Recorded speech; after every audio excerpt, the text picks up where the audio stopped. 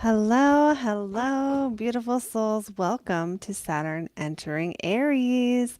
Today we're going through what it means when Saturn enters Aries for all 12 signs of the zodiac. I know you guys love these. I know this year we have a lot of stuff going on. Saturn entering Aries is a major, major transit because Saturn goes through a sign in 2.5 years. Now, what's special or what you need to know about Saturn entering Aries in May of 2025 is that it doesn't stay there for good. Saturn enters Aries and then it's going to come back. It won't re-enter Aries for good again until next year. This is pretty normal with outer planets because the way they retrograde, they usually do go forward and go back and go forward and go back kind of slowly. So it's not uncommon for an outer planet to hit a point at 3 times or sometimes 5 times because of the way it retrogrades and then goes back direct again. Okay. So we're talking about what Saturn entering Aries means for all 12 signs of the zodiac. I'm going to break it down. You can watch your sun, moon, and rising. And before we begin, you need to know I have a very exciting offer. It's not new, it's coming back, but my schedule will change soon and I will have a lot less availability, which means these videos are not going to be as quick. I'm not going to probably be able to do them anymore. So if you're someone who's been like, "Oh, I want to get that next time," this is the time. The Ideal Love profile video is here until Friday. You can book it. It is a 10-minute video of your seventh house and fifth house and how they interact and what patterns that brings in love and what it says about your ideal love, the kind of partner that's right for you, the kind of partner that wouldn't work for you, and any other dynamics that I can quickly pick up on around love in your chart in 10 minutes. And then once you book that, I actually give you the option of getting 50% off a reading if you book that in a certain amount of time. So I would highly recommend taking advantage of this if you would like to do it, if it sounds like something you want. And I'm just realizing I need to give you a link for that. So I'm going to do that. Now, if you're someone who is watching this video afterwards and you're like, damn, I missed it. How did I miss it? One thing you can do is get on my email list. And the reason is number one, you'll get my free guide to align your midheaven. So it's free and you get on and then you get cool emails from me. And the second reason is because whenever I do anything like this, any kind of sale, any kind of promotion, any kind of special offer, or even like a new course on something that I might be coming out with this spring or summer, then you will be the first to know. And so that's another reason to get on that email list because then you will be the first to know of any kind of offers, promotions, or anything else like that that I do. Okay, so I'm putting this in the chat. Get your ideal love profile here. And that's going to be pinned to the top of the chat. For anyone on the live and for anyone watching the replay, it is the second link in the description. The first link is to get on my email list. Okay, so the next thing I have to do is check our sound and then we will get into the readings. Are you guys excited about this one? Worried about it? How are you all feeling out there?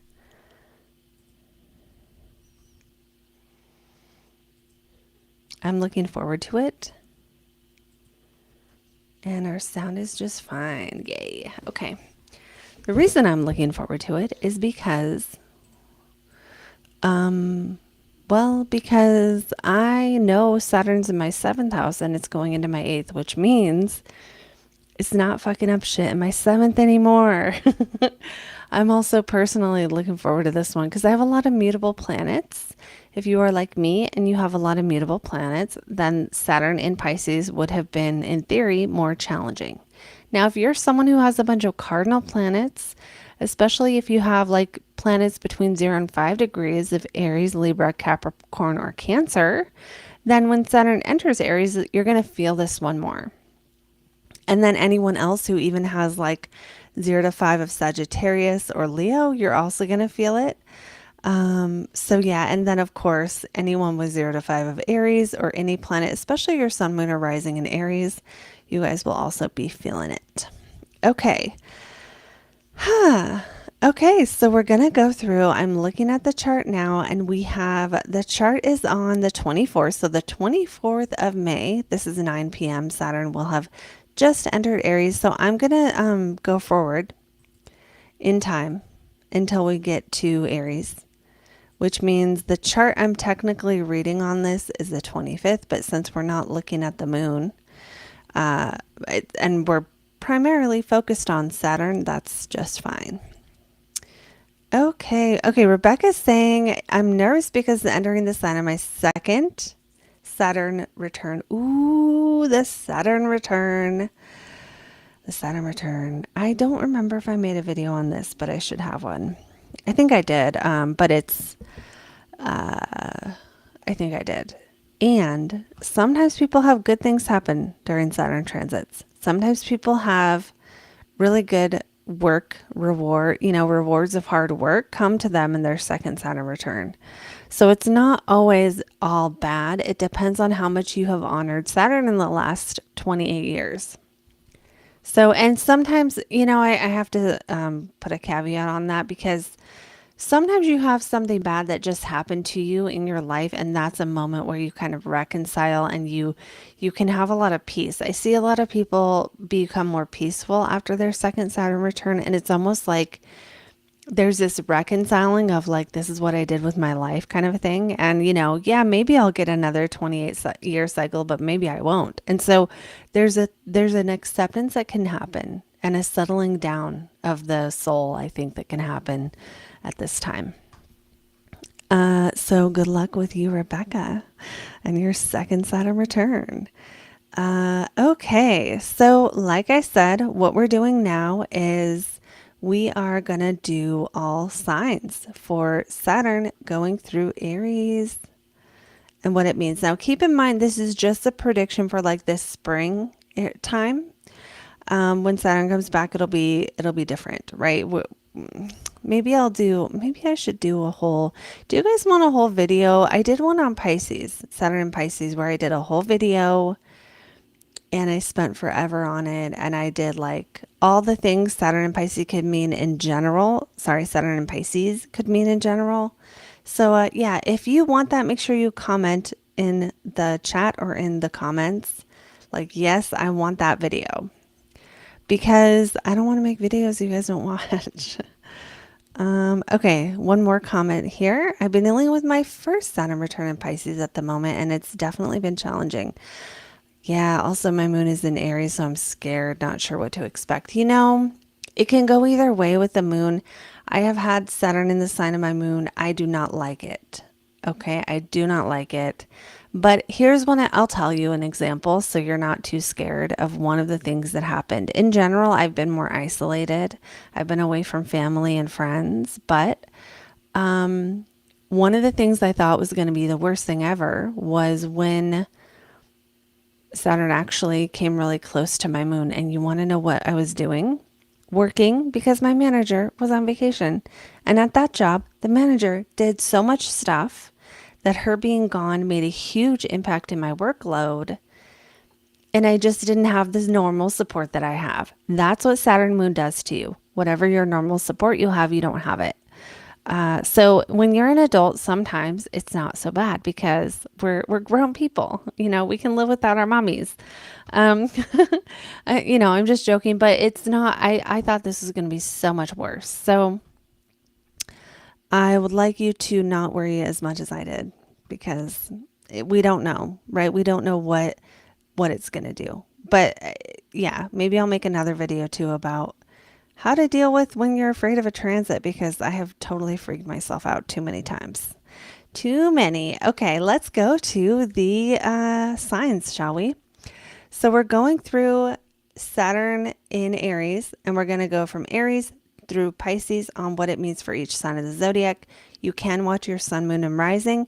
And don't forget to grab my Ideal Love profile video. It's only here through Friday, so get it. And I don't think I'm going to do this one again. So use the link in the chat to get it or get it in the link in the description.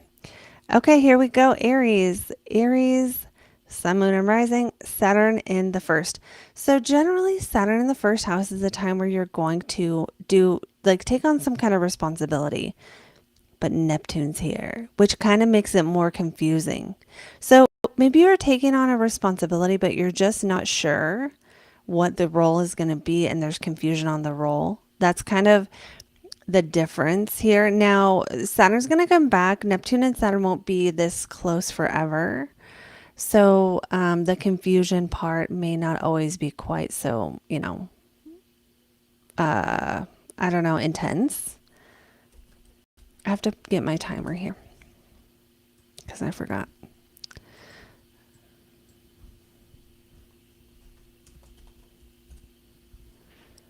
Okay, so Saturn in Aries, more responsibility. Sometimes this is a responsibility you want. Sometimes it's having a kid. Sometimes it's getting a good job where you put in long hours. Sometimes it's making a sacrifice for something. Maybe it's weight loss, or maybe it's like, I have this goal and this dream, but I'm going to put my head down and my nose to the grindstone for like the next 2 years. Sometimes it's something you choose, but usually there's an element of like, if I had every choice, I wouldn't want to do this, but I need to, so I'm going to. And sometimes it'll be something like taking care of a family member, something else where more responsibility is on your plate, but it's not necessarily, you don't like get a reward. It's not a sacrifice for later. It's just like, this is something I need to do. It's worth it to you to make that sacrifice. Now, let's factor in what Saturn rules for Aries, which is your 10th house of career and your 11th house of friends. 10th ruler in the first is not a bad deal, right? Because it kind of is saying that during the next 2.5 years, roughly, your work and your role in life is going to affect your identity. So that means if you're not happy, like you're more likely to define who you are by what you're doing. And that could just mean whatever you're doing in life or in your career right now, or when Saturn enters Aries, is going to be something that affects how you would define yourself. I am a person who works in this job. I am a person who got this promotion, etc. I am with this partner. Sometimes 10th house transits do actually affect our love life. Why? Because we're known as that person's husband or wife. So for some people, it could be that, like adding on family or something. But most Aries, this is going to be career stuff, right? And I don't know if I said midheaven. I should have said 10th house if I did, because it's the 10th house that we can see from this chart is true for all Aries. So yeah, 10th ruler in the first, personal brand. You might be seen more at your work. You might be more visible. You might be taking on a role that puts you as the first impression more. And that with Neptune here, it could be a first impression of sort of a schmoozing people a little bit. Why? Because Neptune is known for deception, right? And one of the ways it can be a deception is like when you need to get a sale and you need to like pump someone up and like make them really happy and just like, schmooze them a little bit and look a certain way and give a certain appearance, whether it's true or not. Now, it's possible Neptune could cause confusion around career right now for Aries because Saturn and Neptune are together. So we have the career planet with the planet that makes things windy and confusing and dispersed. Okay, I don't think this means job loss for most Aries. I wouldn't predict that from a general reading, but maybe work is more magical, more fun, more inspiring, or maybe work is more confusing. You're not sure what you're supposed to be doing. You're training, something else where it's like, I don't know if I'm doing this right, or you can't tell. You can't really test and measure. Things aren't crystal clear. Maybe there's a transition being made at your workplace with management or something, and you don't know who's in charge and you have to do more. That would be a very, very Saturn Neptune kind of a thing.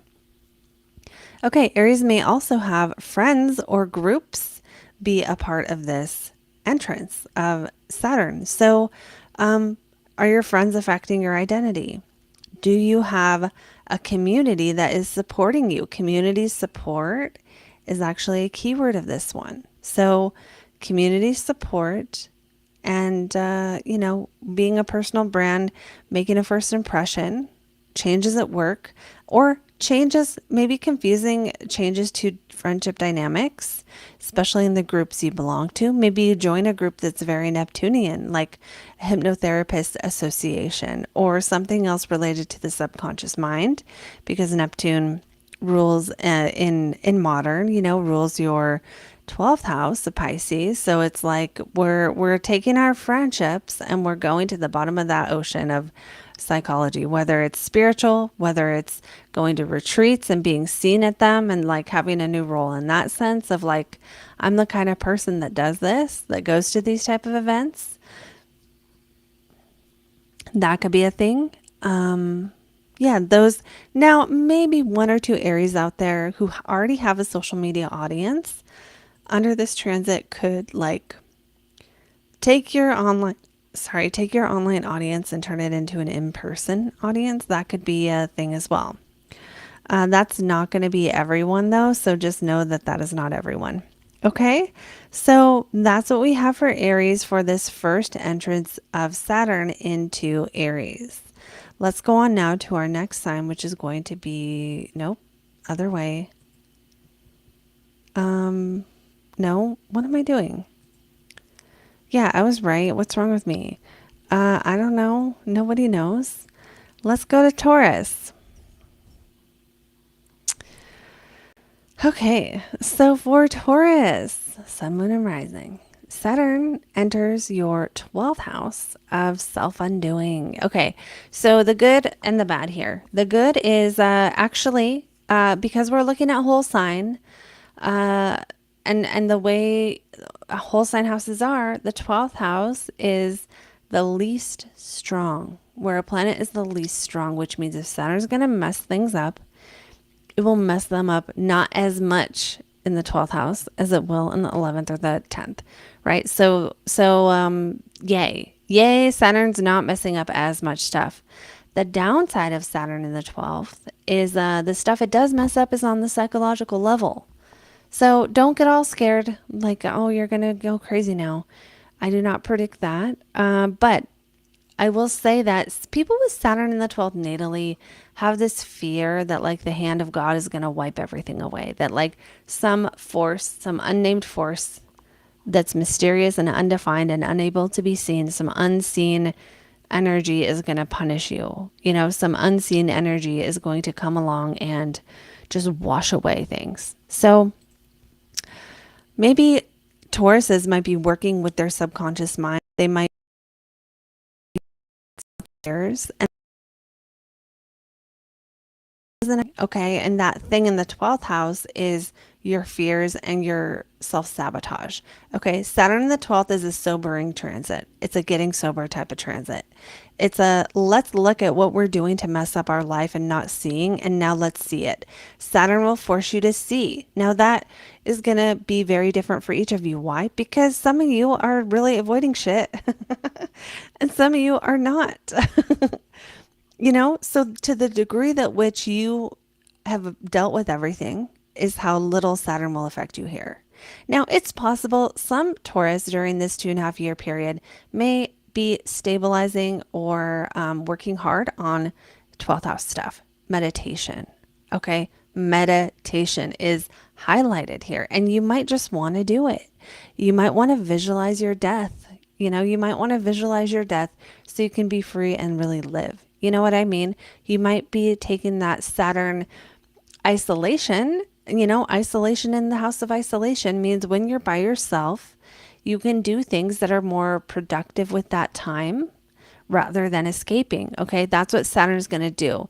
It's going to take away, and I'm sorry, Tauruses, if you're like in love with your video games or you love your TV shows, but it might remove other ways in the past that you used to avoid things and force you to deal with things. Again, this is only going to be bad if you avoid everything. You know what I mean? So if you're me, no, I'm just kidding. Okay, but Saturn in the 12th also, let me think. Oh, let's consider the rulers. So for you, Saturn rules your ninth house, very psychological, spiritual stuff going on. Your spiritual life will take on a more private, serious tone. There is nothing wrong with that. That is a very, appropriate thing to have. So I feel like this sort of goes with each other. It goes with itself. It's a harmonious kind of a thing in the sense that we can contemplate on the spiritual path and get a lot of value out of that. So this doesn't mean you won't be busy during this transit, but that the time that you spend by yourself, you have more of a chance to be like studying, some kind of new spiritual thing you want to study, or religious or educational, advanced, high level knowledge on a topic. Okay. Saturn also rules the 10th house. 10th ruler in the 12th means working behind the scenes. You might work behind the scenes more than you used to. Your work might have more of an isolated quality during this 2.5 years.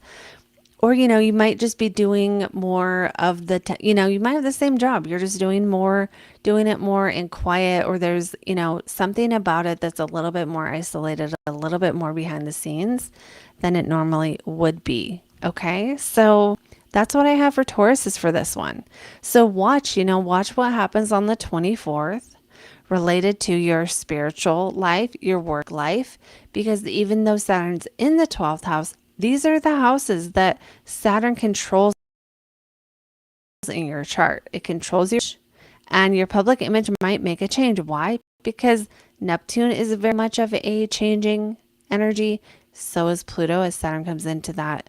I don't think it will perfect, but it gets to a sextile with Pluto.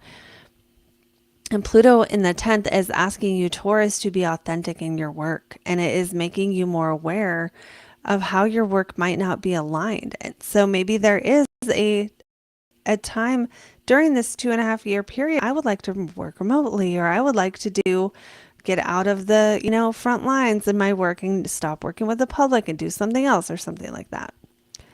Okay, that's crazy. Do you want to share why? Okay, so let's go on now. We're going to go to our next sign, which is going to be our Geminis.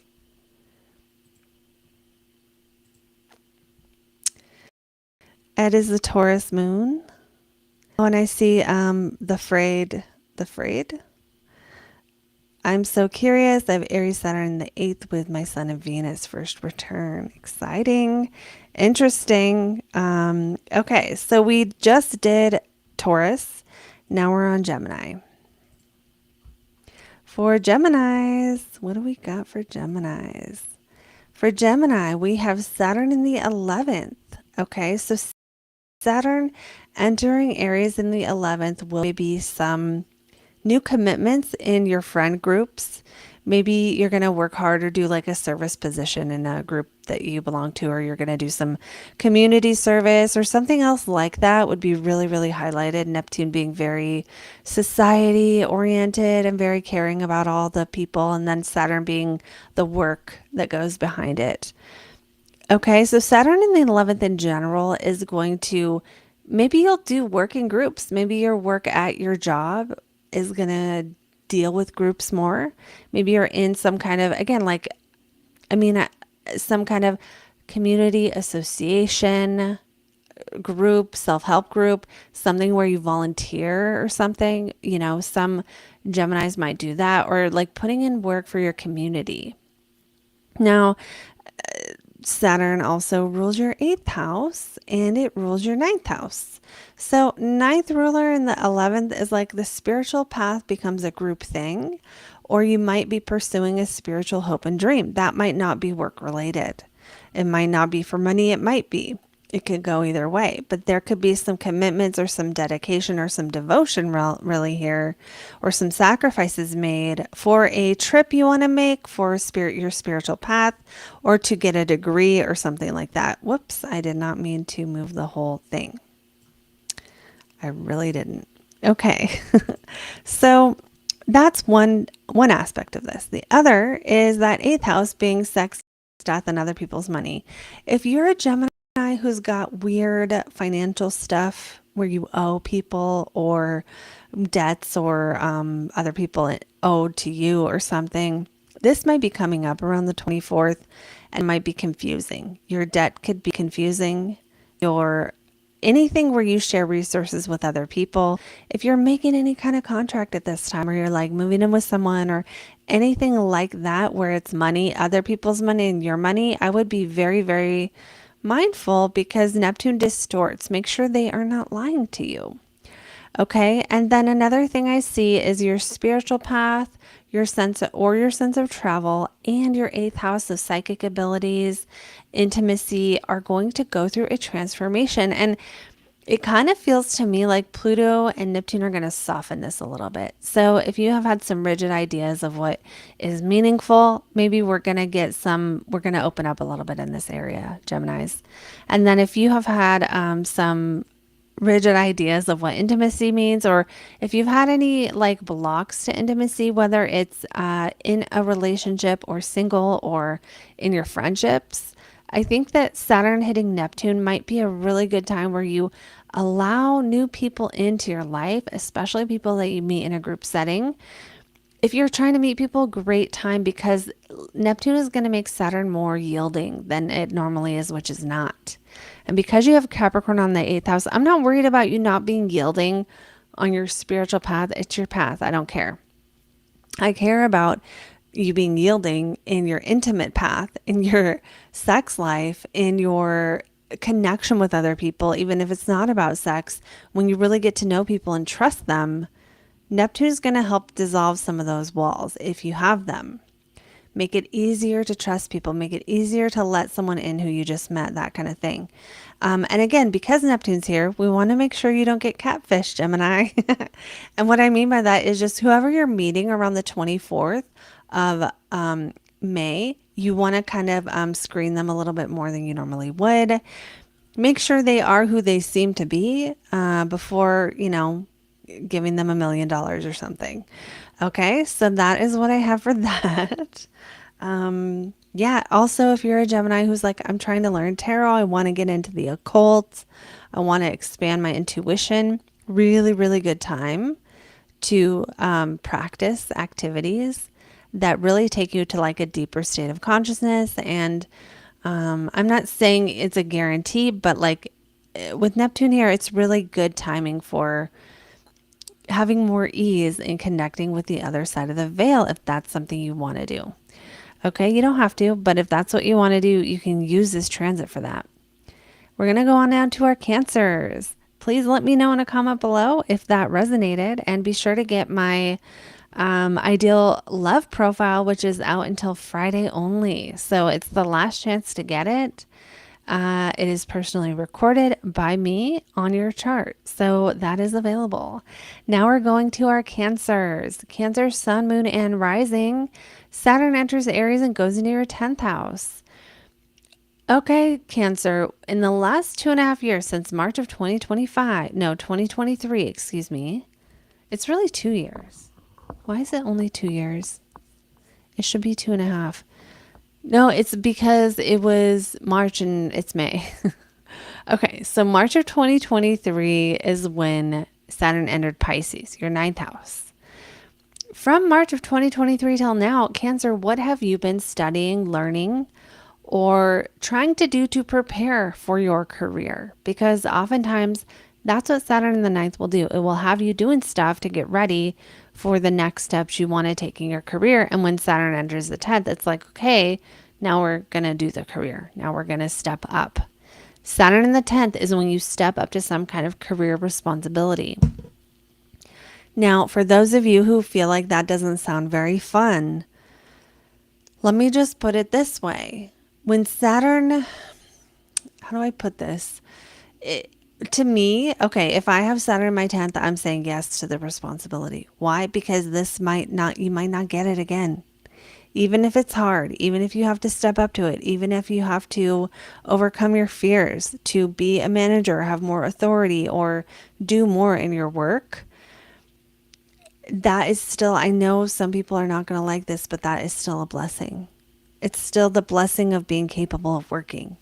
So if your Saturn is here in the 10th and you're getting more work or you're getting promoted or you're getting more responsibility, the way to work with Saturn is say yes to the responsibility. Say yes to it. Now, sometimes Saturn might slow you down a bit. If you have 27 different books you want to write, if you have, if you're in a job and you're like, I want to do all these different skills, I want to learn all of them, you might have to just pick one. Like I'm thinking of someone who's like a nurse or something, and they have the option of continued education, right? And they can do like 3 different tracks. If you're thinking of doing all 3, this might be a time where you would do better if you just did one, because Saturn will make it harder and slower than you want it to be. I'm sorry, it does that everywhere it is. Everyone has it somewhere. But what Saturn can provide in the 10th house is there's something to step up to, and sometimes that's an opportunity. There's something to sacrifice for. And sometimes this can happen in a time of life when work isn't on the radar. And if that's the case, sometimes it's you're the stay-at-home mom who's stepping up and like achieving something, right? Saturn in the 10th is achievement. This is a time for you to achieve something. It might not be work related if you're not in a time of life where work matters that much to you. But whatever you want to achieve right now, whatever that is, Cancer, that is what Saturn is going to bring up. Okay, so it might require you to handle some things in your career or in your public image in order to get there. And let's talk about what Saturn rules for you. It's the 8th and the 7th. So this might be some Cancers. This is your partner. If you're married, especially, your husband or wife might be having their own career transit where they are stepping up to responsibility, and they are the ones, their career is the focal point of maybe their life and yours. So if that's the case, don't be sad. Don't be sad it's not you. Sometimes it's not you, and that's okay. Now, if you're not in a relationship, then scratch that, okay? Because the 7th house is other people. So other people influence our career at this time, for good or for bad.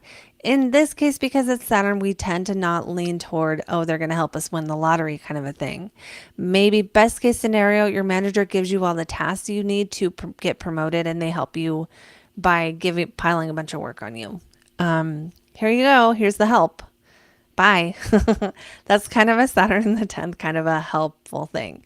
Okay, so then Saturn also rules the 8th house of sex, death, and other people's money. So there might be some things related to financial stuff going on that's like sometimes planets in the 10th are like top of mind. They're the thing that's the big deal in your life at the moment.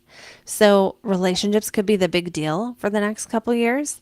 And also, intimacy and or occult matters, psychic abilities, or money, other people's money. So that kind of money is like maybe money from if you sell things to clients, it's that kind of money. If you live off somebody else in any way, shape, or form, it's inheritances, things like that. Does not mean this transit for Cancers means inheritance.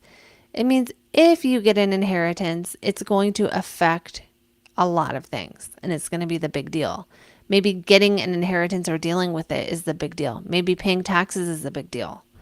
But also, it's affecting your life in a bigger way. And Neptune might make relationship dynamics or roles and or taxes, other people's money and stuff confusing while it's here. Okay, so while these two are hanging out together, Neptune is going to distort Saturn and make it softer. So what that works for, if you're single and you want to meet someone, Neptune will make it easier, but also you might just say yes to anyone. Like, don't say yes to a homeless person. That's a joke, but kind of true when Neptune's with your 7th ruler, because even though Cancers would never do that, Neptune makes it harder to see the other people in your life clearly. Okay, so just know you'll need to approach it with a little extra, practical lens. Because it's like Neptune's the rose-colored glasses and they're getting put on other people. So you just got to take them off and look at them without that, oh, I just think they're wonderful. They're doing the best they can sort of thing.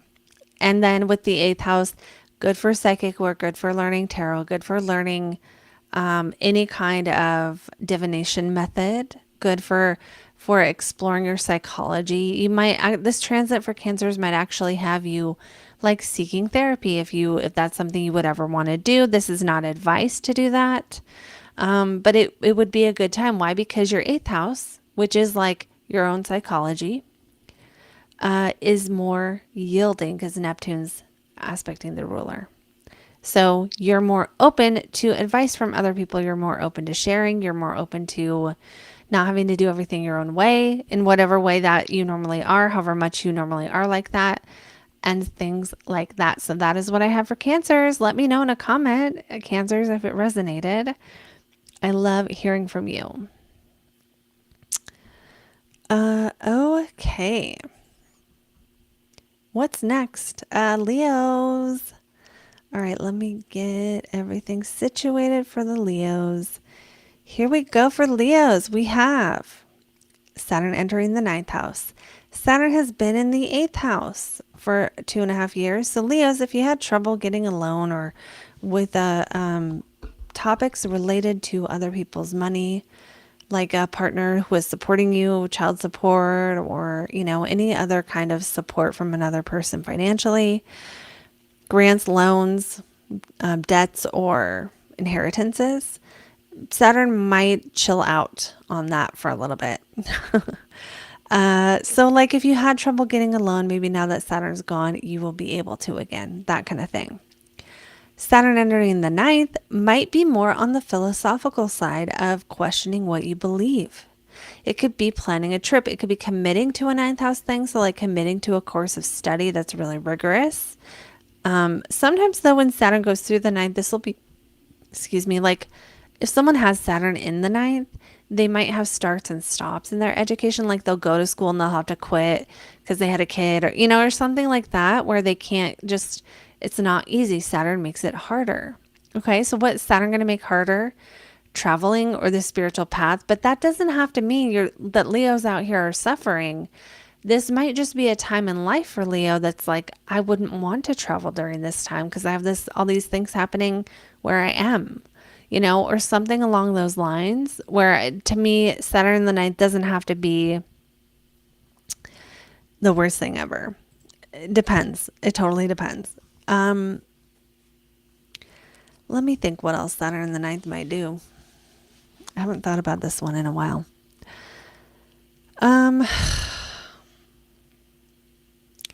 It might cause you to embark on a study of something that is slow and it's going to take a long time.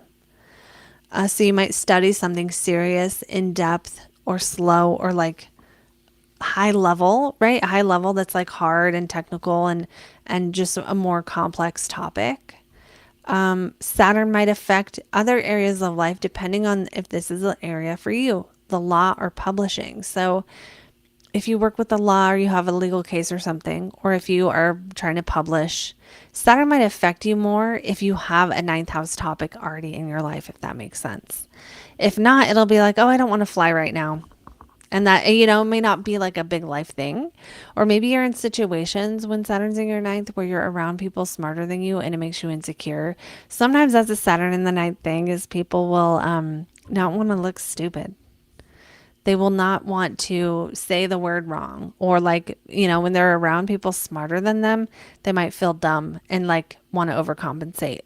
I'm not saying you're not smart, Leo. I'm saying you might be surrounded by people smarter than you and it leading to a little bit of like, I don't want to say mental insecurity because I don't notice that with Leos. I love you guys, but I don't think I've ever met a Leo who I thought was insecure. Although, whatever. If you're an insecure Leo, you're welcome here. Okay. But really, Saturn in the ninth could bring that up of like you're surrounded by people who know more and like there's this pressure on yourself to learn to like step up to it. Okay, so then we need to consider Saturn rules the seventh and the sixth. So having the seventh ruler in the ninth can be a time where the other people in your life bring meaning to it. Okay, so that's nice. That's a nice one. Other people bring meaning to your life. And if you are a Leo who's single, then this could be a time, especially around the 24th, where you're a little more open to a relationship than you normally would be. It does not guarantee every Leo is going to get partnered up at that time. But if you're like looking for those moments and want to work with them, this is one. Why? Because Neptune kind of dissolves the walls that Saturn has, the standards. So I don't want to say your standards are lower, but you might be more open to different kind of people than you would normally consider as friends or long-term partners. And then Pluto is also, making a wide sextile to Saturn now. So Pluto in the seventh, bringing the desire for authentic relationships, bringing the desire for friends and partners who are truly the right people for you, who are more aligned. Okay. And then Saturn there in the ninth, it's putting more focus on like, what do my relationships mean? What am I sacrificing for others? And, what's the bigger picture here? Now, the sixth ruler going through the ninth is, what are you spending your day-to-day time on? Ninth house stuff. Even if you don't get paid for it, what is ninth house stuff? Learning astrology, the law, publishing, traveling, learning a foreign language, things that deal with philosophy and understanding, intuition development. All these things are things you could just be putting your energy on, working hard on, or spending time on in the next couple years. And you might notice that shift begins around the 24th of May. Okay, so that's what I have for Leos for this one. Let me know in a comment if it resonated, and we're going to go on to our next signs, which are our Virgos.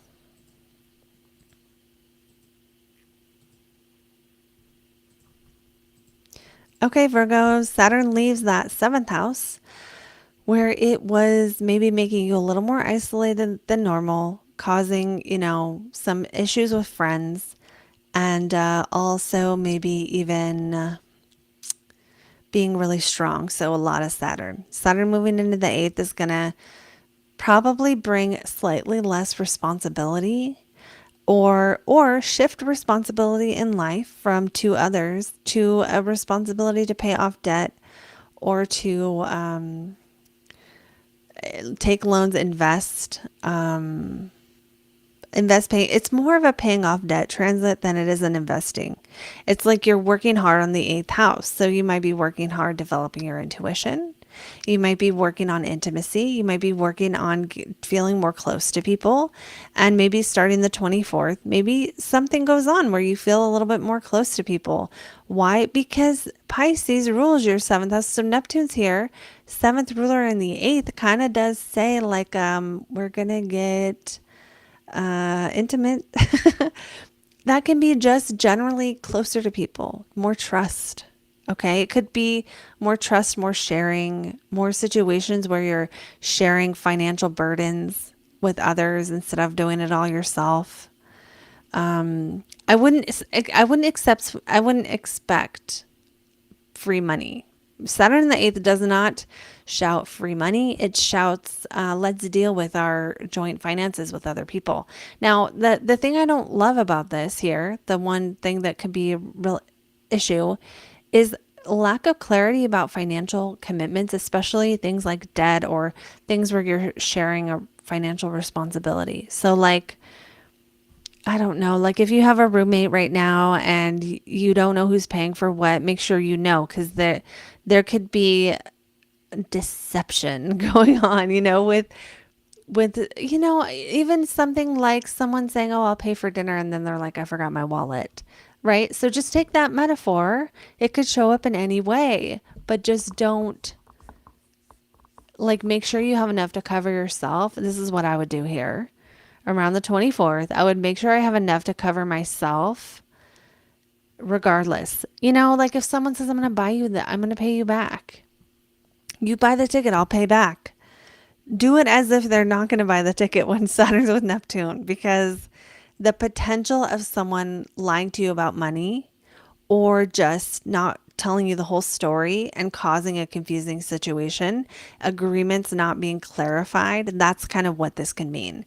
I don't think it's the end of the world for most of you, but it does matter. Okay. So then Let's talk about Saturn ruling the sixth and fifth house going into the eighth. Well, I kind of like the fifth ruler in the eighth in general because this is the sex planet. Okay, this is a planet of pleasure in the house of intimacy, Virgo.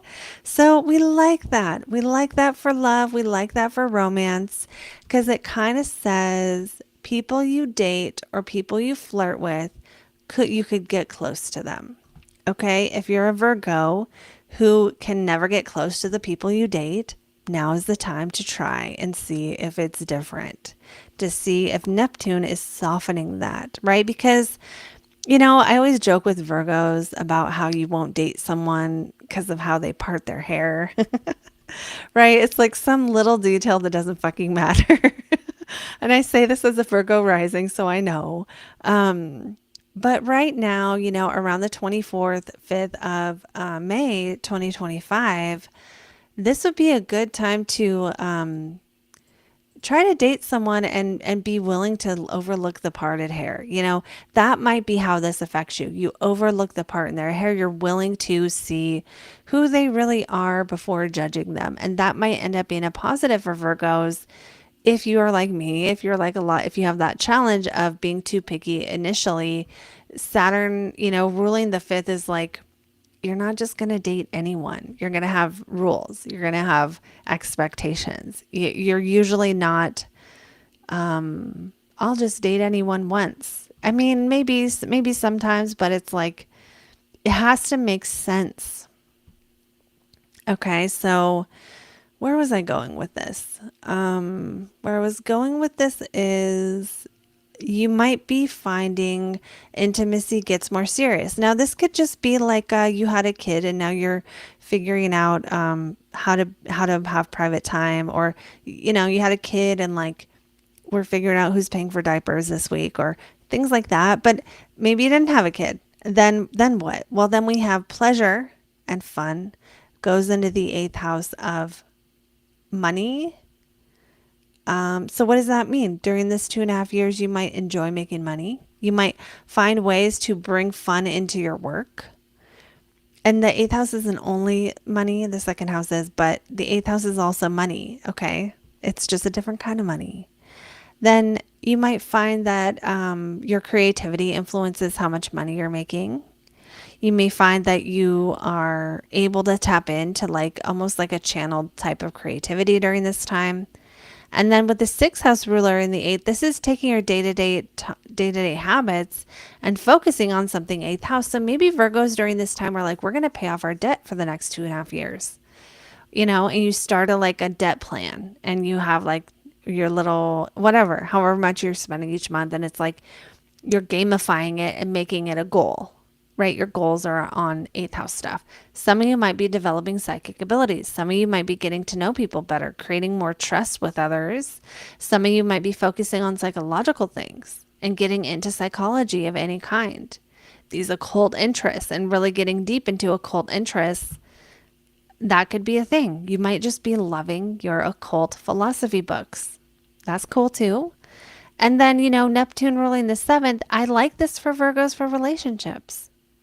Even though Saturn Neptune can get a bad rap, it's like softening the fifth house is usually good. The only bad thing is don't get catfished because you could be deceived in love. So it's going to be easier for you to say yes. So it's like, I feel like I'm giving you two sides of advice. Okay, let me try. Let me try to make this make sense. If you always say no, maybe say yes and see how that works. If you don't have the problem of always saying no in like dating or relationships or love, this might be a time to just be a little bit more cautious of who you're saying yes to. Make sure they are who you think they are. That's true for everything. It's not that big of a deal, but yeah, you could also, this could just be a time of making a commitment. Why? Because the seventh ruler is near Saturn. So Saturn's like, let's agree on this. Let's get closer. Let's do it. That kind of thing. So this is really going to be so different for everyone. That's what I have for Virgos. Let me know if it resonated. And we're going to move on to our Libras. Libras, let's get your chart up here. We have Saturn entering your seventh house. Okay, so Saturn in the seventh is a time where you can be more, whatever problems you had in relationships, they will come up, especially problems where you need to say no to people. So if you have people in your life who you haven't said no to, you might even not know that you need to until this transit happens. And you're like, actually, we're not doing this anymore. I'm not putting up with your crap anymore. You can't, just stop by without calling anymore. Whatever it is that people are doing, if you have friends or other people in your life who you really need to deal with some issues with them, those issues are going to be more clear to you. They'll be more apparent, and it'll be time to deal with them. Saturn in the seventh doesn't destroy your relationships. It makes them have a more serious tone. If you're a Libra who's already in love, already married, already coupled in a long-term thing, then this is more like, okay, now let's get serious. I have seen people in relationships when Saturn goes through their seventh, they have a kid. And it's like, well, isn't that a great example? Because it's responsibility. You're taking a responsibility together and making a commitment together. I would not predict marriage for Saturn in the seventh because Saturn makes things more challenging, and it usually does. You could or you couldn't, but it's not like Saturn in the seventh is not a marriage transit. It's a let's deal with all these problems together transit. And that's kind of what Saturn in the seventh does. Sometimes you're a little more isolated. You're more far away from your people. You don't have your friends. You end relationships with friends sometimes, not all of your friends. But it's like if you already have relationships with people that you're changing into a totally different person, doesn't make sense to have those friends. When Saturn goes through the seventh, this will be the time where you're like, get out of here. You don't belong. You'll notice the need to change and to end, right? Because Saturn does finalize things sometimes. Can you have a breakup? Yes. You can also be single. You can also be in a relationship. Okay. So don't think that. Now let's talk about what Saturn ruling the fifth and fourth add to the equation. Saturn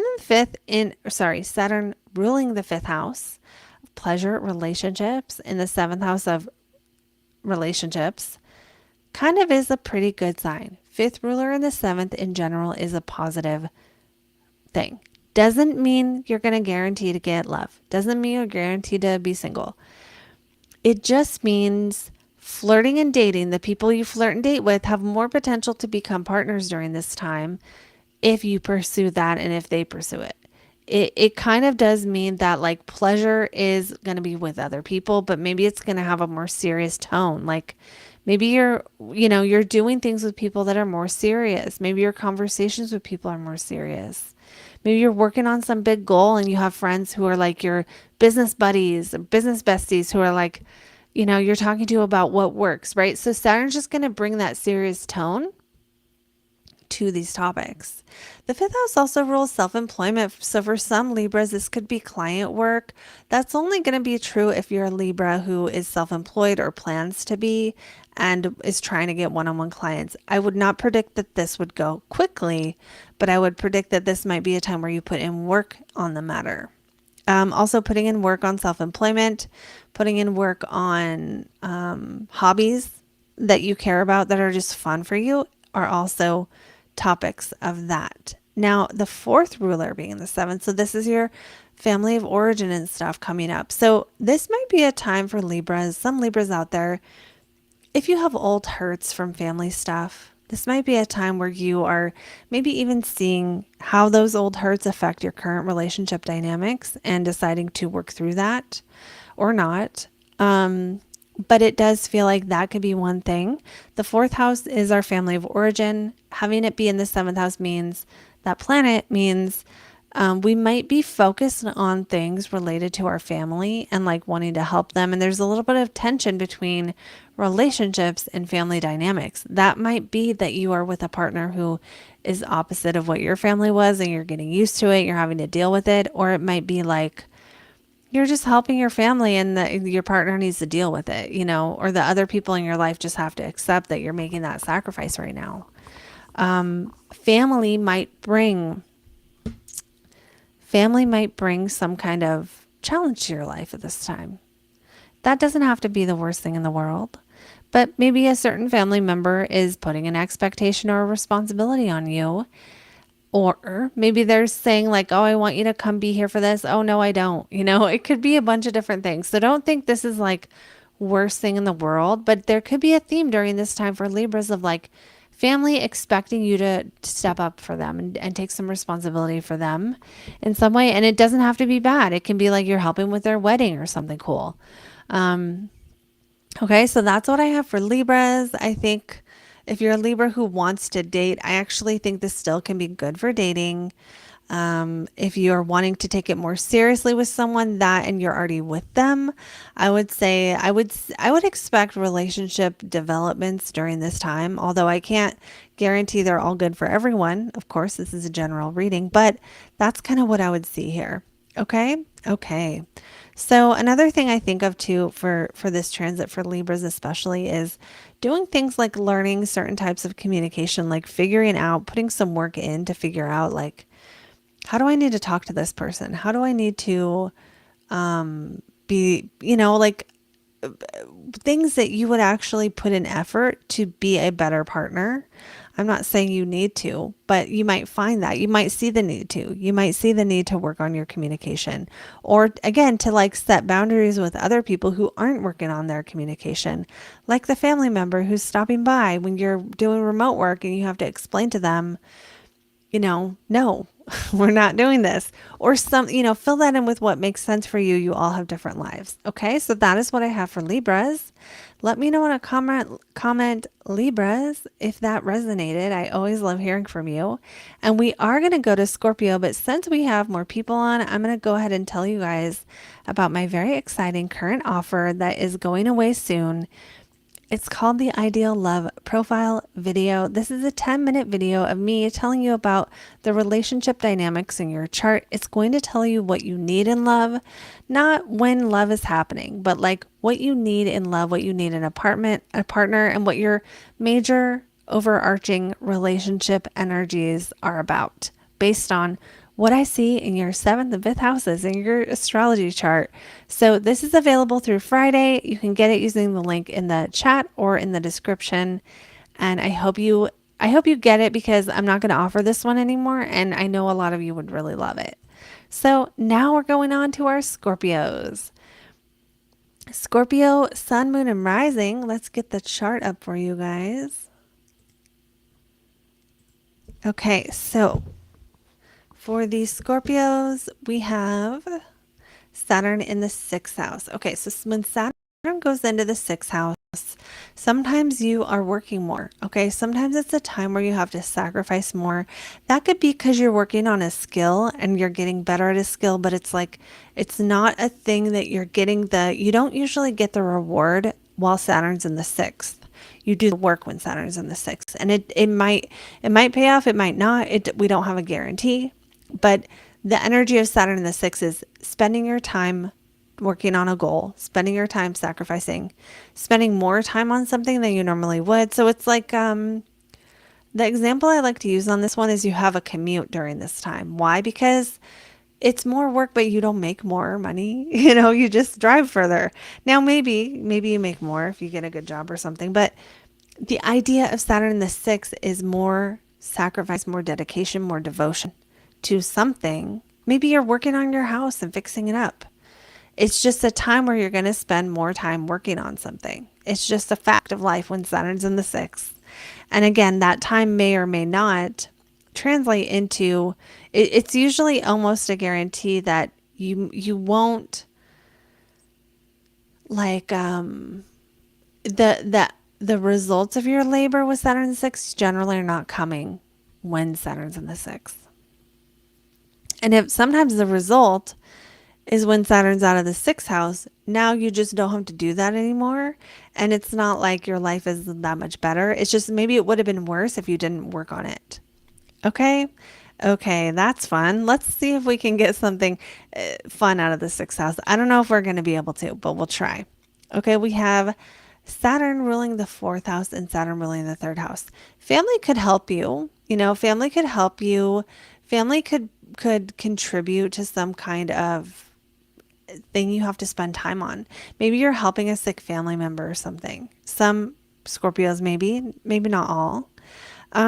Family might just cause more work. Like maybe you have a baby or maybe you have something else in your actual family that makes sense that you be spending more time working on more stuff and helping out more. Now, if you don't have a baby, it can still be fourth house stuff contributing to sixth house stuff. And honestly, it is hard to come up with good, happy, positive things for the sixth house. The highest potential in the sixth house is you're sharpening the knife of some kind of skill. You're honing a craft. You're really like refining your skills. Self development goes in the sixth house. Improvement. My self help junkies have strong sixth houses, and pets also go in the sixth house. But with Saturn here, it kind of doesn't mean the good things of it. It kind of means like you're working hard on a skill, you're bodybuilding, you're doing something that involves a sacrifice in your day to day life in order to build a skill. You are eating less, you have to go on a diet, maybe you want to go on a diet. Or, family could cause you to have to work on something more. Again, a sick family member, or like your family needs you to move back in with them and then you're fixing up the house, or other ways you can be of service to your family. And again, this could be your family of origin, or your house needs you to work on it during this time. Is actually can be quite a literal translation. Okay, now the fourth house also rules your emotional foundation, so your emotions need you to work on them is maybe another way, but I wouldn't say it like that. I would say it like your well-being is something you might be putting in daily practice toward. Maybe some Scorpios out there are learning the ways to stabilize your nervous system every day. And you're like, you're doing all these activities for something like that, where your well-being deserves you to work on it every day, or you decide it's important enough and it's worth it. Okay, also your third house ruler in the sixth. This could be your car, stuff going on. It really could be a commute. It could be a sibling that is like maybe having trouble and you need to help them, or a sibling maybe dealing with stuff. Maybe you're spending a lot of time on either a sibling or a parent during this transit. What else could third ruler in the sixth? Writing every day, journaling every day. That could also be a thing. Why? Because the third house rules writing. So the planet of writing in the house of we do this every day. It makes sense. Or you spend more time writing. Maybe at work you have to write more, and more of your time is kind of bogged down with that activity. That does, I don't want to make it sound bad. If you're a writer and you like it, it's not a problem.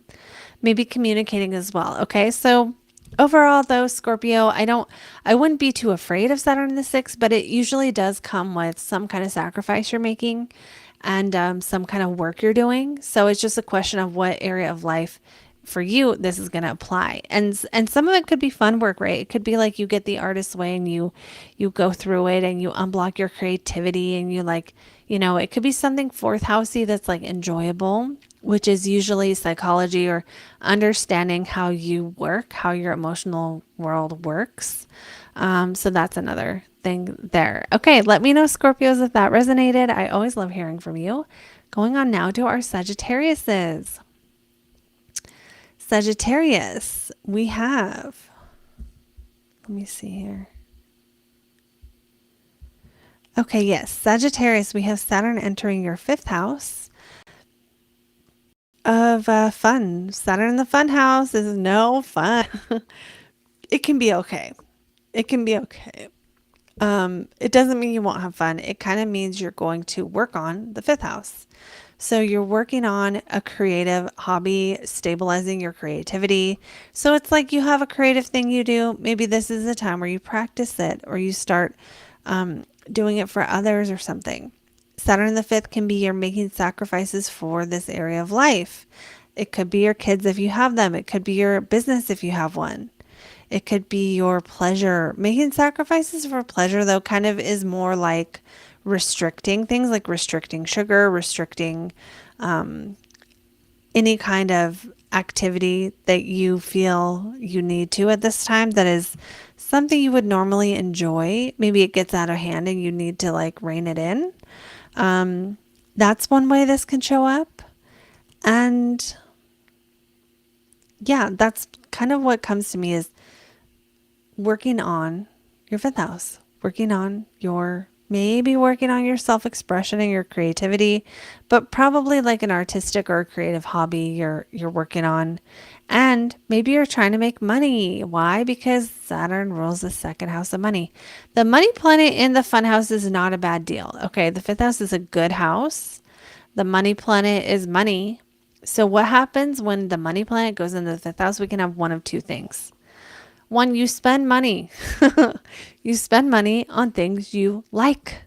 Okay, so in general, that's probably a positive because usually that means you have enough to do that with.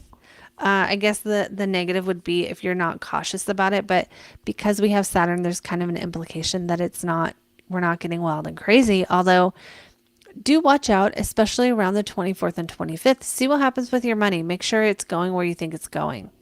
Because Neptune will make you confused about a thing. So it'll make you like think you have more money than you do, or like money got put in your account and you thought you saw it, it was bigger than it was, and you spent more than you thought, da, da, da, da, da, right? So if you're making any kind of like, especially bigger financial stuff, that's like would be a big deal if it was wrong. Like if you, I don't know, are paying off the credit card amount and you think it's one thing and it's not. Things where if you got the wrong amount, it would cause a problem. Maybe double check during this time. But overall, I think for money, Saturn going through the fifth is probably going to be overall positive because the fifth house is good. Now, some of you could be investing money into things that relate to the fifth house. It might not be wasting it on. I mean, maybe I shouldn't use the word waste because some of you are fine and you're just spending money.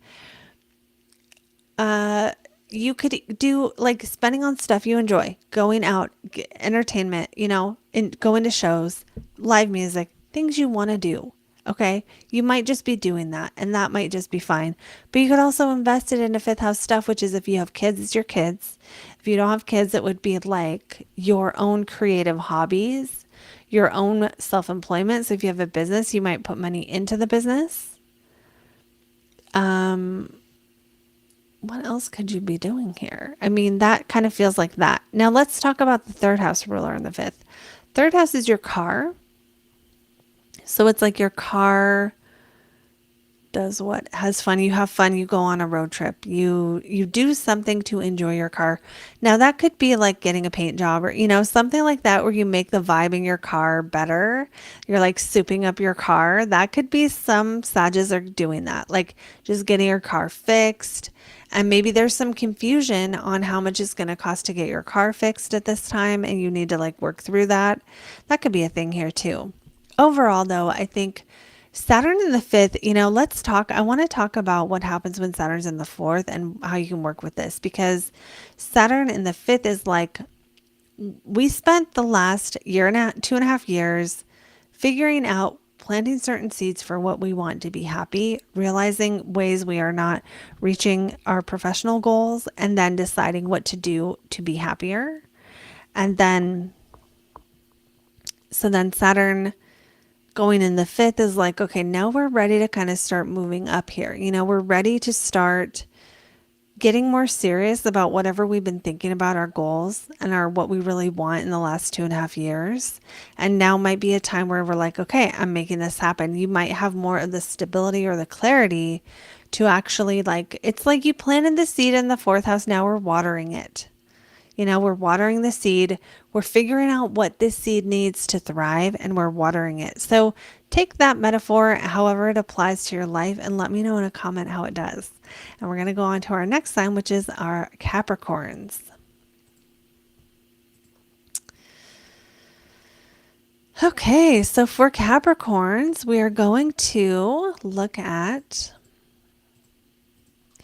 the Saturn in the fourth. Okay, Saturn in the fourth is a transit that is kind of a significant one, especially if you're Capricorn rising, but you can still think about it if you're sun or moon. And this is where you plant the seeds. This is where you feel like you're nobody. If you're not where you want to be, you'll feel it. Sometimes when Saturn goes through people's fourth house, they feel like they are in obscurity. They don't feel as recognized.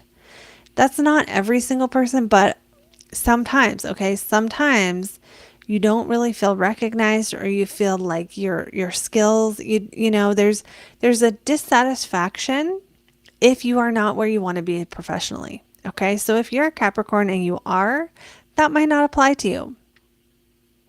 And so, okay.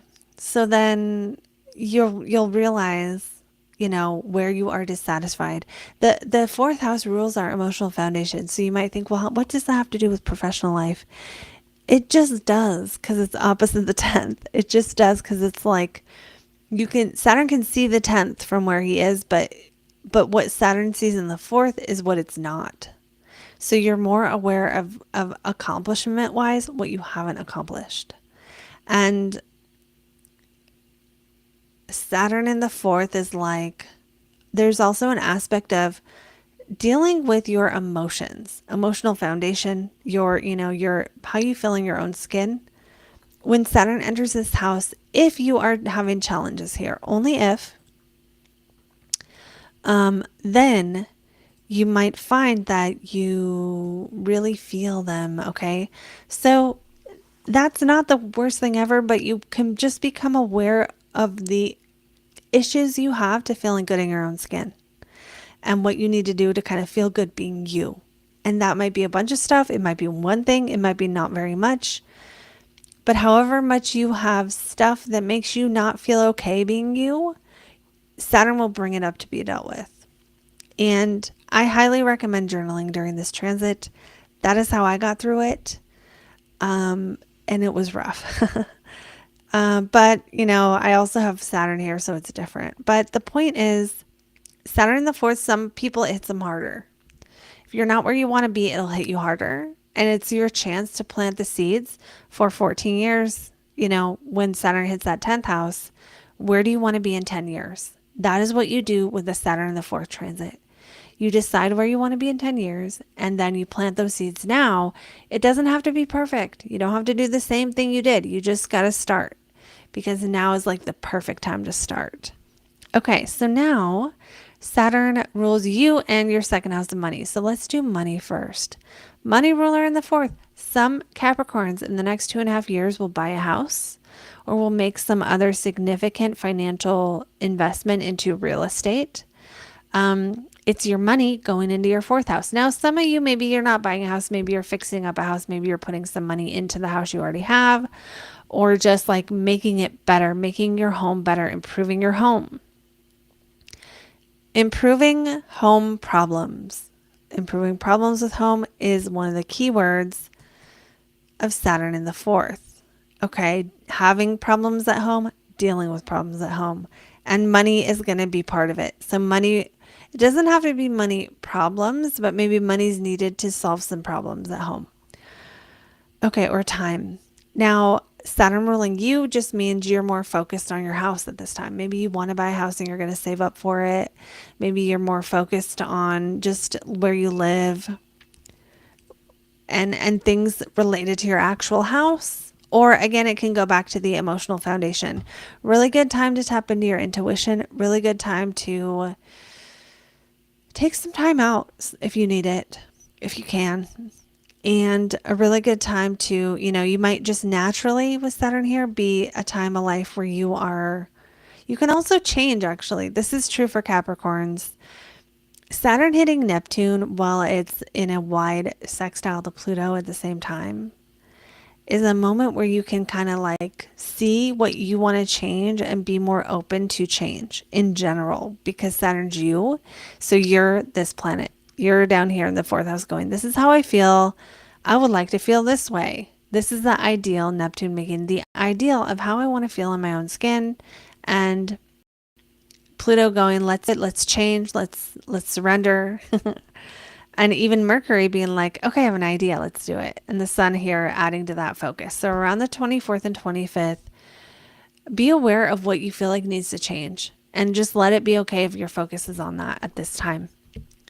Okay, going on now to our Aquariuses.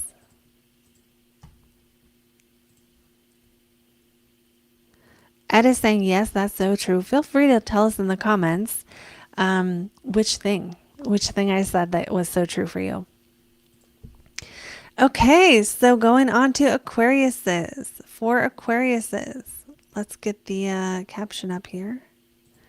We've got Saturn in the third house. So when Saturn goes through your third house, this is 2.5 years of maybe studying, or sometimes you're working hard in your community, you're going to classes after work, your time, right? Third house is like our commute, kind of, like the places we go every day. It's more serious and more filled with important things. So usually that's like you're taking a class after work, or you're adding something to your schedule that is a commitment. Okay, commitments with your time. Now, some Aquariuses, like if you write, then Saturn going into your third can be like you really committing to writing, because the third house is the act of writing. But it's not usually publishing. So like maybe you're a writer and you're creating like a daily schedule where you write X amount of time every day. Or maybe you want to journal and you start journaling, but you do it every morning and you do 3 pages, you do morning pages or something. Or maybe, you are working on something else third house related, like communicating. And that can be in a bunch of different ways, right? It could be you have a job where you send emails and you answer phones. It could also be that you're consciously trying to communicate better in a certain way, like improving written or verbal skills could be happening here. Now, some of you, for very few of you, maybe you're teaching elementary school or you have kids in elementary school, because the third house also rules the elementary school. And also for some of you, maybe you're dealing with a sibling who's just having some trouble right now. You are Aquarius, so you are Saturn. You are in the third house, which means like you're doing third house stuff. So during this transit, you're either going to commute, you're going to drive more, you're going to go more places, or you're going to have more commitments in your community, or you're going to be spending more time with your sibling, maybe trying to help them or something. That is what I predict for you. Saturn is less bad in the third house than it is in the other houses. So we have that. And, a lot of energy with Saturn in the third is focused on, what am I saying? How is it coming across? How do I need to fix it? How do I need to make my communication better? And you might not be the one initiating that. It might be being initiated for you. Now, Saturn also rules your 12th house. So the 12th house of isolation, self-sabotage. It's also kind of a spiritual, psychological house. It's privacy. It's, things we do when we're alone. And that planet goes into the third house. So one way this might show up, if you are an Aquarius and you have or had sibling relationships that were rough on you, this might be a time where you deal with the emotions from it, or you deal with the old hurts, or you deal with, especially if there are current issues in your life that are being affected by a sibling, or being affected by the old dynamics of a sibling relationship. Okay, so that's one way.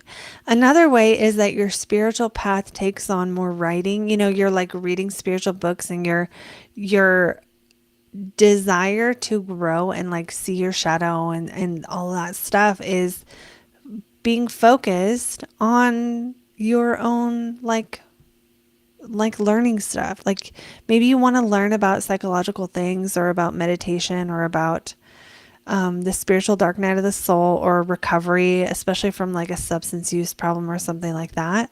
That could be you or other people, though, where you're reading the books on a thing that is 12th housey, like that. Let me think what else. I think of the 12th house too as it's our subconscious, but the third house is our mind.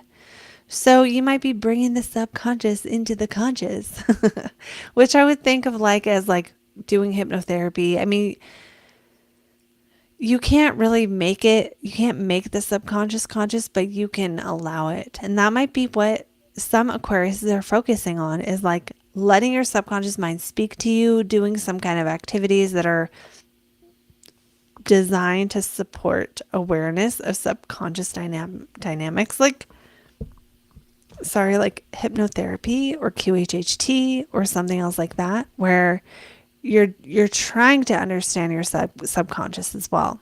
Okay, we're going on to Pisces now. Pisces is last, but definitely not least here. And Pisces has Saturn entering the second house. Now, this one might feel negative, because it's like it's the money house. We don't really want the planet of restriction in the money house.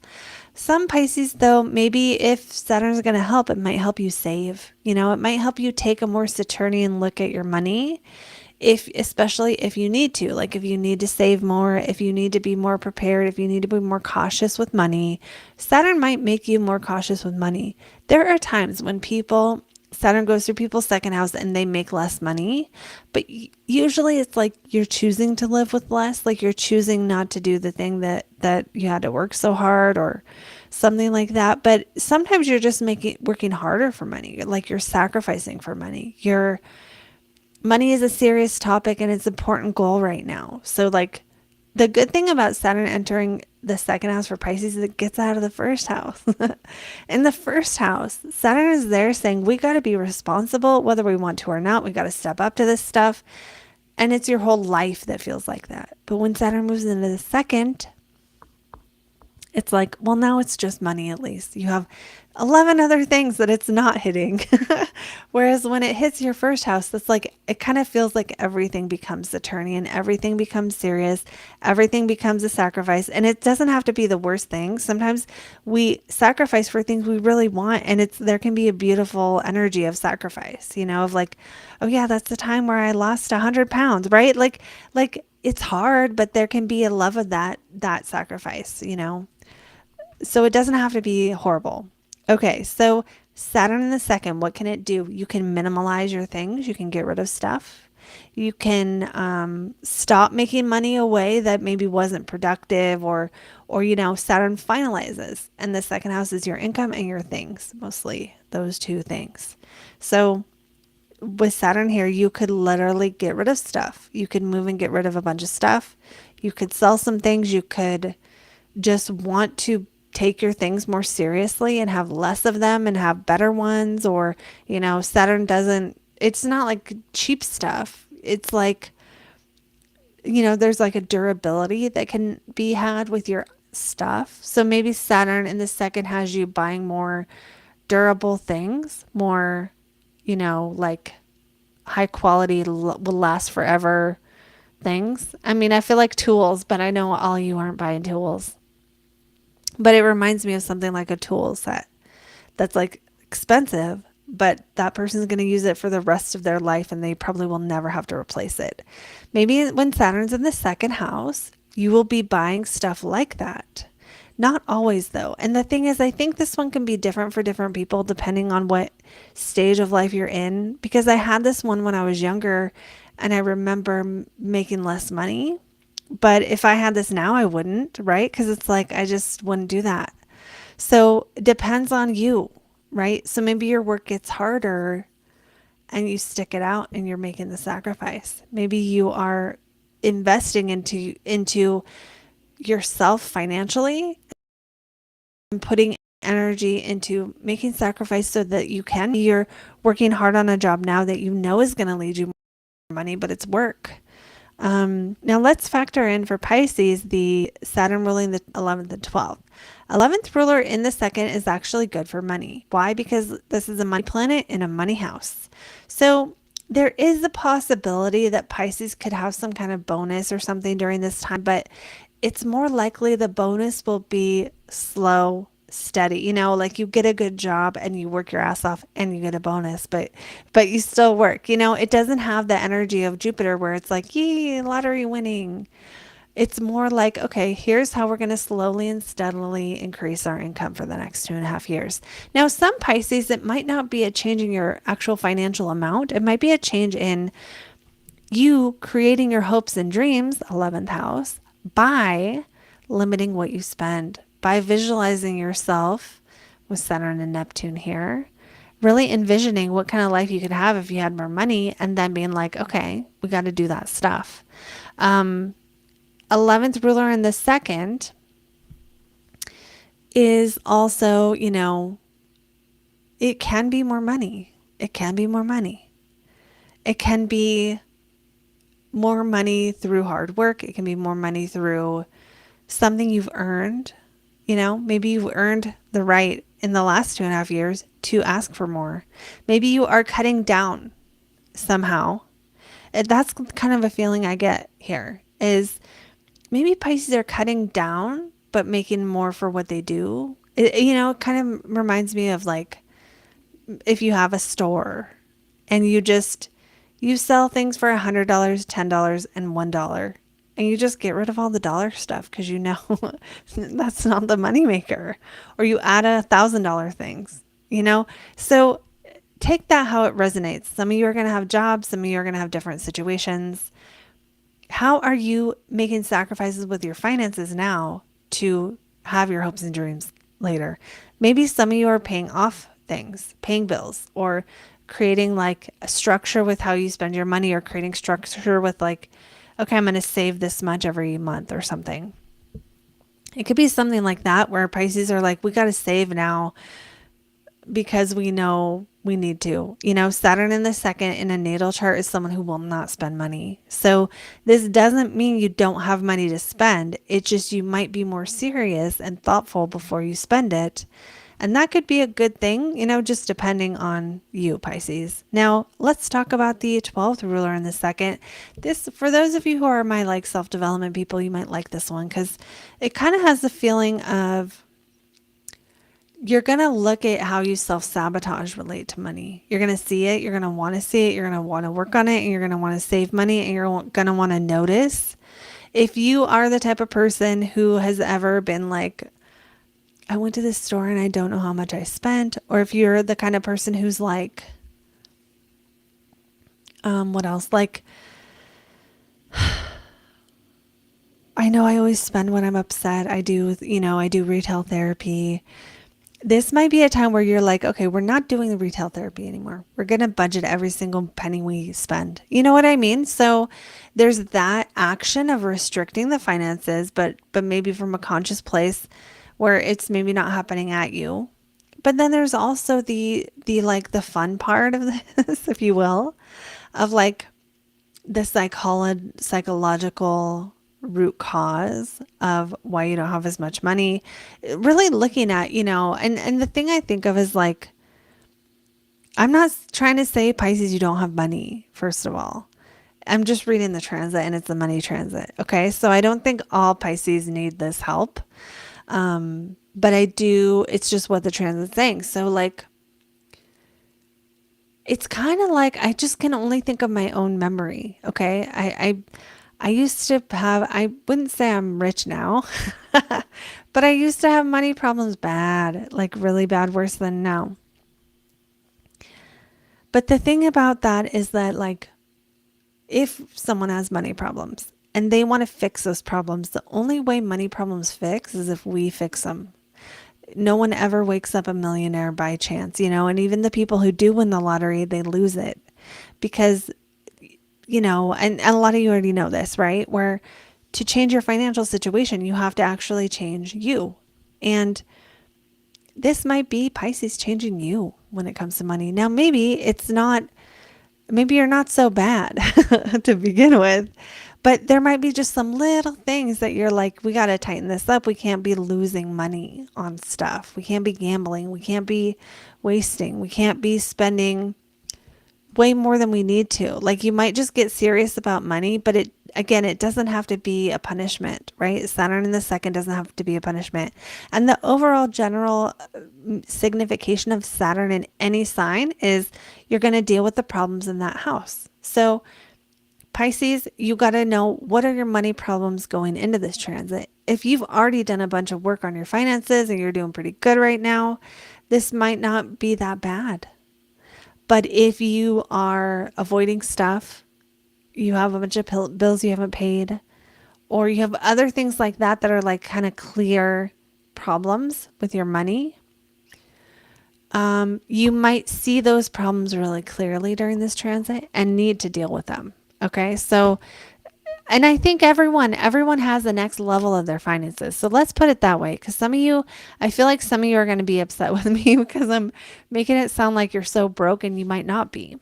But whatever your next level of your finances in is, maybe now you're in a time where you did something in the last 2.5 years where you sacrificed and you worked hard, and now you're in a position. Maybe you've elevated yourself to a position where you can address your finances and you can make sacrifices for the next level.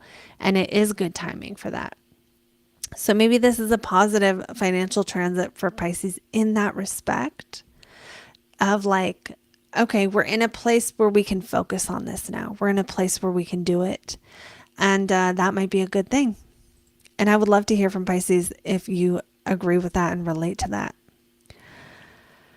All right. So I want to tell you guys one more time about my awesome thing, which is it's called the Ideal Love Profile. I'm just going to show it to you because I think that would be fun. I'm going to show you what it is, and I'm going to show you how you can get it because it's going to be great. It is great, and it's available now. Okay, so this is the Ideal Love Profile video. It's a 10-minute recorded video on the major relationship needs in your chart. Notice I said needs. I did not say when you're going to find love. I did not say whether you're single or not. This is just your chart and your needs, like what you need in love based on what your chart says. People who have done this one really love it because it kind of tells you about your love patterns and dynamics based on your 7th house. And you can discover, the energies at play, and you can kind of find out a little bit of what works for you in love and mostly what works for you with other people and what you need from them and what kind of problems you might get from partners and how to work with those if possible, even if you don't have planets in the 7th house. Because even if you don't have planets in your 7th house, your 7th house has a planet that rules it. Okay, that planet is in charge of your 7th house. It's different for everyone. So as an astrologer, I just find that planet and I read the aspects to that planet, and that's going to tell us, is love easy or hard for you, and what other kind of details it can tell us. Like if you have Pluto with love, you need intensity. If you have Neptune, you might really want it to be easy.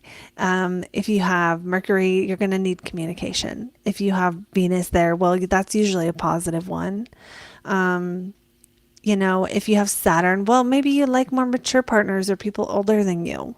And then we can do more with this, right? That's just one planet, but I might see you have Saturn square Mars, and then we're going to see a totally different energy versus maybe you have Moon trine Venus or something else really amazing. So it kind of tells you like whether your love planets are going to be more, good or bad kind of. But mostly we're going to look at what traits in a partner you appreciate and need based on that 7th house, and kind of what you wouldn't like based on that. And then I said your ideal flirtation, but that's really just like your 5th house, which is like the fun house, and it's like dating and sex and stuff. So like what you need when it comes to that area. And sometimes these are totally different. So then I kind of combine these and tell you how they interact. So it's really fun to read the chart like this. And if you want to get it, you can book it if you're single or in a relationship, because it's all about you and what you need. And that doesn't change either way. So you can use it as like a support to a current relationship, or you can use that as just information about yourself for the next one you're in. So yeah, and then you just click Get Yours Now. And when you click Get Yours Now, it's going to take you to this page. Whoops. Did it work? Yeah, it worked. And then this page is where you actually get it and you sign up. There are only 10. There are not going to be any more ever again. I'm not doing these again. I'm not doing videos again. So if you are someone who's been thinking, oh, I'll just wait till the next one, it's here. This is the next one. This is the one to get in on, and it's available through Friday. So the way you get this is if you're on the live right now, all you do is you find the link in the top of the chat and click that. And it'll take you right there. If you are watching the replay, you just find the link in the description. It's the second link. The first link is my free guide to your midheaven. The second link is this. So I hope you get in on this. They are so much fun. It is going away. My schedule will be much more limited in the future. So get one of these that's personally recorded by me while you still can. Okay. So I'm going to leave you guys with that. Let me check the comments actually to see how everyone is doing. That's not what I meant to do. I just made myself go away. There we go. Okay, I'm going to check the comments and see what else people said. I think I saw one. Okay, so Heather, this is something I don't do on the channel. I don't just like tell you about your stellium.